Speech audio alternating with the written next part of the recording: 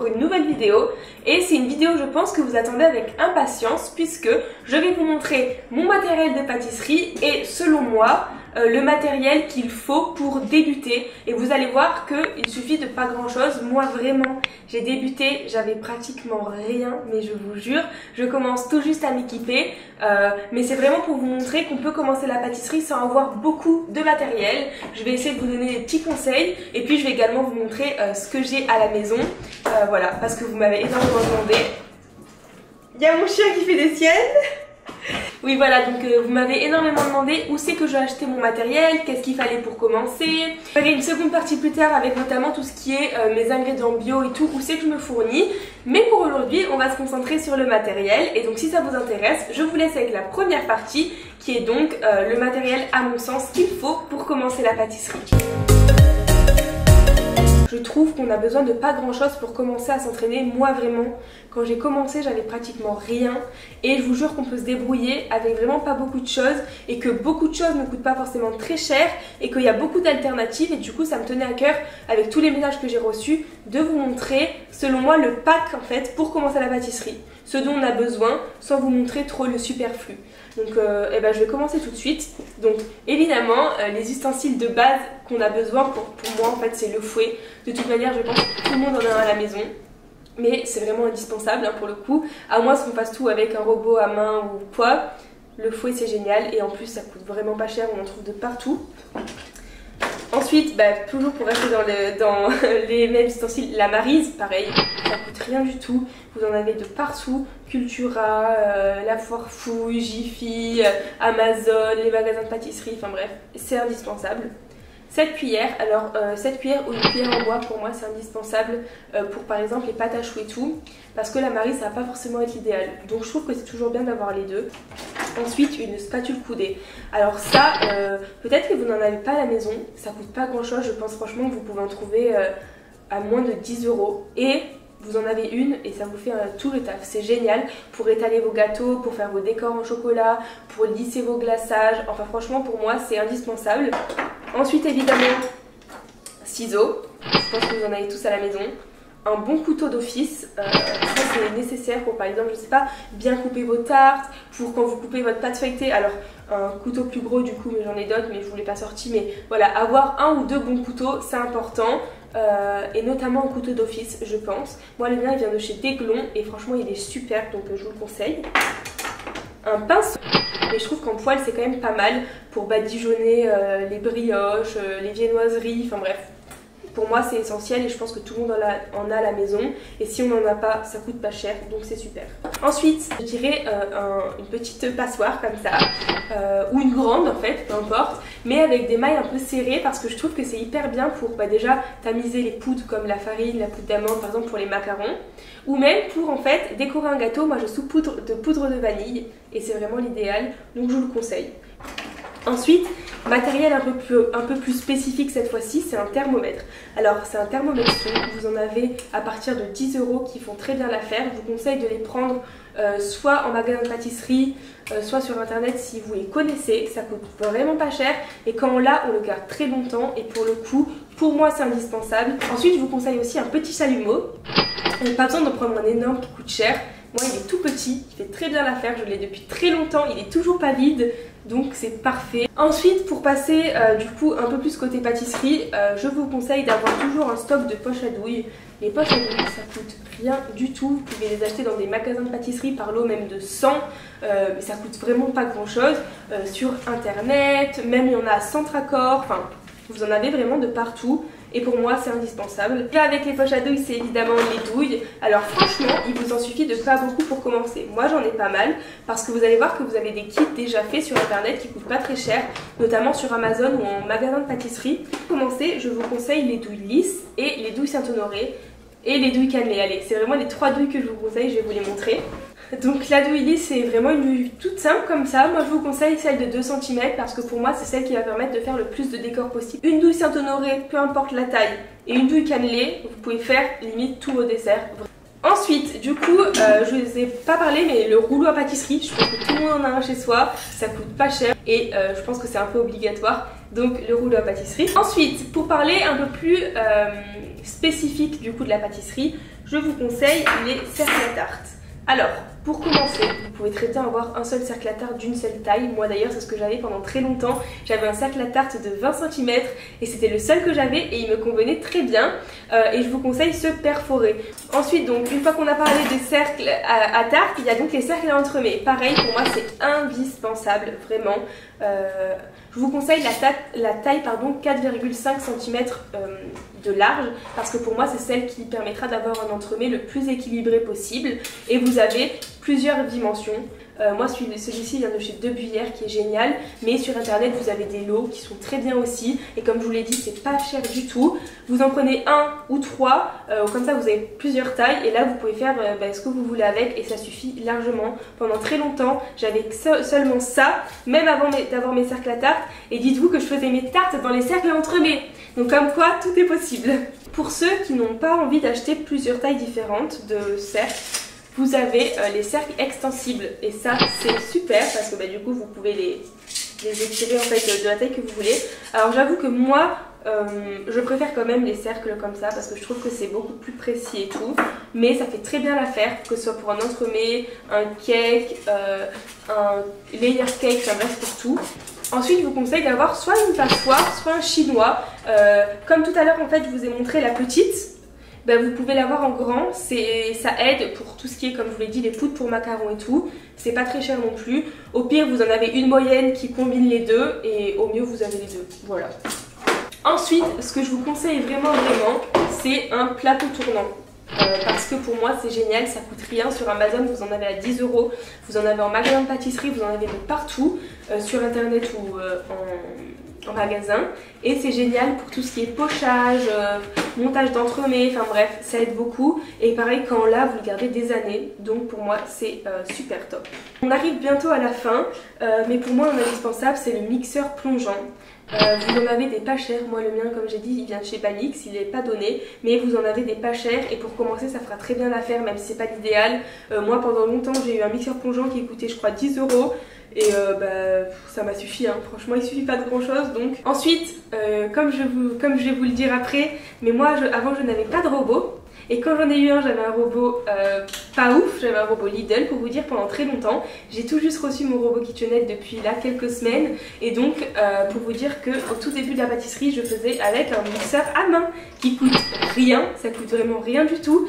Et c'est très bien pour commencer quand on n'a pas les moyens.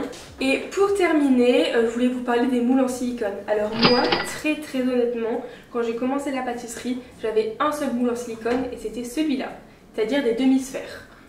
Franchement, ça permet de faire plusieurs gâteaux, c'est très bien, donc ça suffit largement.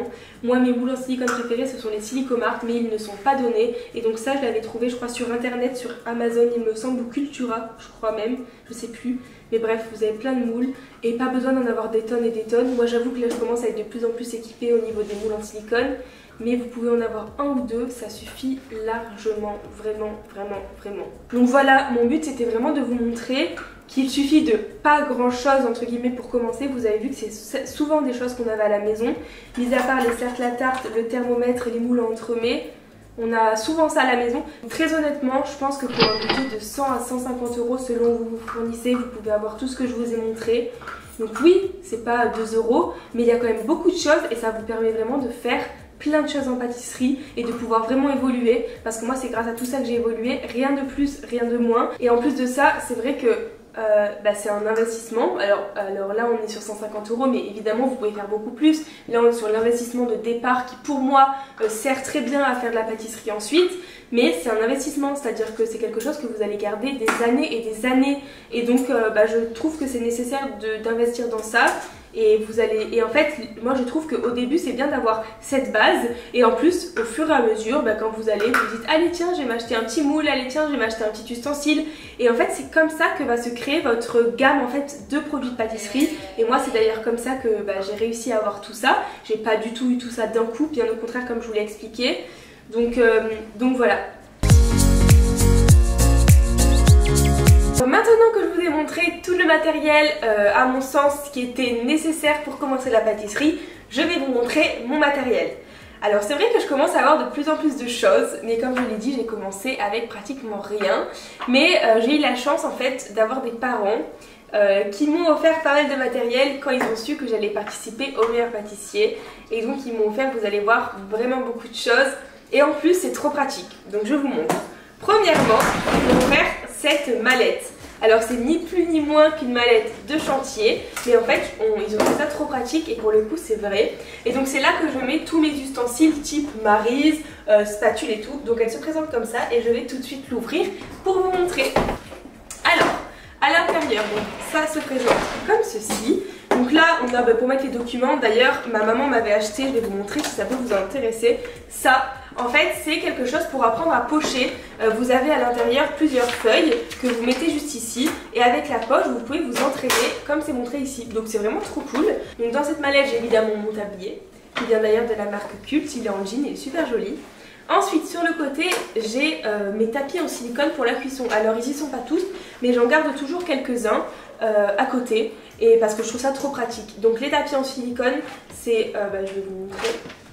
C'est vraiment des tapis comme ça qui vont permettre à la cuisson. Vous en avez des comme ça, vous en avez pour les macarons, enfin voilà. Ensuite du coup j'ai mes thermomètres. Donc j'ai à sonde, à infrarouge et j'en ai un autre à sonde qui est en dessous, je vous montrerai tout à l'heure. Donc ça c'est vraiment indispensable. Je vous conseille celui à sonde plutôt que celui à infrarouge car il est beaucoup moins précis mais ça m'aide bien quand je veux juste voir approximativement la température. Donc 2 thermomètres, un chalumeau. Ensuite du coup j'ai tous les ustensiles comme les marises. Les marises c'est très important. Alors regardez ce qui m'est arrivé avec mes marises. En fait il faut faire attention et pourtant c'était des marises de bonne qualité. Il se peut qu'à cause de la chaleur elles se cassent. Voilà donc ça se change assez régulièrement. Donc là par exemple j'en ai une nouvelle. Les marises c'est vraiment pas cher, vous en trouvez de partout. Dans les magasins de pâtisserie, à Centracor, Jiffy, sur internet, Cultura, enfin Amazon, de partout. Un pinceau, alors j'en ai plusieurs, j'en ai 2, j'en ai un en silicone et un en poil. Ensuite j'ai une petite palette pour couper tout ce qui est le pain, tout ça, très utile. Faut faire attention, ça tranche, normalement j'avais un petit cache que j'ai perdu. Une petite, j'allais dire passoire, je sais pas trop comment on appelle ça, un petit chinois. Ça permet de saupoudrer sur les gâteaux la poudre de vanille et tout, c'est hyper important. Le fouet, important. Ensuite j'ai tout ce qui est palette et spatules. Donc pour moi c'est vraiment un des trucs les plus importants en pâtisserie, les spatules et notamment les spatules coudées. Ensuite on a des ciseaux, très important aussi. Ensuite on a des couteaux, donc les miens ils viennent de chez Déglon. C'est mes parents aussi qui me les ont achetés, trop bien. C'est un couteau d'office, trop bien aussi pour faire les plumes en chocolat, donc c'est génial. Ensuite nous avons des économes. Ah non, on a un économe et ça c'est pour le trognon des pommes, je sais plus trop comment ça s'appelle. Et alors tout ça je crois que ma mère elle a acheté ça dans des magasins de pâtisserie sur internet, mais je suis pas sûre. Cuillère en bois et spatule comme ça en genre de plastique qui vient de chez Deux Buillères. Trop bien, ça c'est génial, surtout pour les choux. Et contrairement aux marises, elle ne va pas fondre, donc vous pouvez travailler le sucre avec et tout ce que vous voulez, donc c'est génial. Les cornets, non, comment ça s'appelle déjà? C'est pour racler au fond des préparations, c'est très efficace et c'est super, donc j'en ai plusieurs. Mon truc préféré, la râpe microplane, ça c'est vraiment génial. Un zesteur et une autre, alors ça c'est pour faire tout ce qui est cigarettes en chocolat, couper le pain, tout ça. Et ça c'est pour lisser les layer cakes, c'est le truc trop bien que j'ai trouvé, voilà. Voilà pour la mallette. Alors ensuite j'ai ça. Pareil, vous allez vous dire qu'est-ce que c'est que ce truc? En fait c'est comme une mallette de chantier ou d'esthétique. C'est mes parents pareil qui ont trouvé ça et c'est tellement pratique, je vous jure. Donc on a le premier truc qui s'enlève, je vais vous montrer étape par étape sinon ça va être beaucoup trop compliqué. Du coup elles sont comme ça et c'est trop bien. Allez, donc du coup dans cette mallette on a plusieurs choses. J'ai essayé de m'organiser au mieux, même si évidemment je vous avoue que c'est pas toujours rangé parce que c'est un peu galère. Dans un premier compartiment on a tout ce qui est emporte-pièces. Alors on les a pas tous parce que c'est petit donc j'ai pas pu tout mettre. Ensuite de ça on a, alors ça ce sont des petites roues en fait pour le rouleau à pâtisserie que je vous montrerai après. Ensuite juste en dessous on a tout le matériel pour le cake design. Donc c'est vraiment des réglettes comme ça pour lisser les crèmes au beurre et tout ça. Ensuite là ici nous avons tout ce qui est pinceau et feutre alimentaire. Ensuite ici ce qui est hyper pratique c'est que j'ai mis toutes mes douilles que j'utilise le plus souvent. Comme ça au moins j'ai juste à ouvrir et je les ai à portée de main. Donc on a les douilles lisses, les douilles Saint-Honoré, douilles lisses de plus ou moins grande taille. On a douille étoile, cannelé, enfin bref on a tout et c'est vraiment trop pratique. Ensuite quand on passe en dessous on a un compartiment avec ça, c'est pour faire tout simplement des formes avec des pâtes et tout, c'est très bien, il y en a, je crois que j'en ai 6 à peu près. Ensuite on a une petite boîte avec en fait toutes mes douilles que je me sers moins. Alors c'est pas du tout pratique parce que du coup si tu veux chercher une douille il faut tout sortir, c'est l'enfer. Mais pour ranger au moins ça fait l'affaire, ça prend pas de place. Donc il y en a pas mal comme vous pouvez voir. Et ensuite de l'autre côté on a du coup mes poches à douilles et mes feuilles de papier guitare pour étaler du chocolat. Voilà. Là ensuite on a donc la partie suivante que je vais vous montrer. Donc là on a la partie suivante qui est donc cette petite caisse et dans cette petite caisse j'ai tout simplement tous mes cercles à tarte individuels. Donc on a vraiment de toutes les formes, c'est trop pratique, je vous les montre. Hop, j'ai vraiment pas mal de formes pour le coup. Et en fait c'est trop pratique parce que ça me permet de tout mettre au même endroit et je sais que si je veux faire des tartes individuelles c'est à l'intérieur. Et ensuite du coup à l'intérieur vous allez pas voir, j'ai un moule citron en silicone parce que je voulais l'utiliser donc je l'avais mis là. Ensuite on a tout ce qui est papier azime et feuilles transfert pour le chocolat. Pareil c'est ma mère qui m'avait pris ça, je n'ai jamais testé encore. Donc pourquoi pas vous faire un petit tuto. J'ai un siphon et ensuite j'ai des petits pots, les trucs pour le siphon, enfin voilà. Allez pour la dernière partie, donc pour rester vraiment dans le matériel à proprement parler, je vous ai pas tout sorti parce que pour le coup c'est rangé dans la cuisine et du coup j'allais pas tout sortir, mais j'ai évidemment tout ce qui est cercle à entremets, donc franchement je pense que j'ai de toutes les tailles. Ensuite pareil les cercles à tarte, donc pareil je vous en ai sorti 3 mais j'en ai beaucoup et ceux-là c'est vraiment les meilleurs. C'est les perforés et je les adore. Ensuite j'ai tout ce qui est les moules à entremets extensibles. Évidemment le rouleau à pâtisserie, donc c'est celui dont je vous parlais tout à l'heure avec les réglettes en fait qui se mettent juste ici. Et il est trop bien, franchement génial ce rouleau à pâtisserie, je l'adore. Ensuite j'ai évidemment un chinois, donc celui-là il est vraiment génial parce qu'en fait vous avez plusieurs tailles de crans que vous mettez, donc vous pouvez choisir la dimension de ce qui tombe et c'est vraiment trop cool, il est super. Ensuite plateau tournant. Ensuite évidemment on a tout ce qui est les moules en silicone. Alors là je vous en ai sorti que 2 mais j'en ai toute une ribambelle dans mon placard. Au niveau des marques c'est vrai que pour les moules en silicone je suis vachement axée Silicomart. Mais vous en avez également, je crois que celui-là d'ailleurs il vient chez Amazon et toutes les demi-sphères également. Mais voilà, il y en a plein et les moules en silicone c'est vrai que c'est pas mal, surtout les demi-sphères je trouve. On peut faire beaucoup de choses avec donc c'est cool. Du coup là c'est un peu moins ustensile mais c'est du matériel on va dire.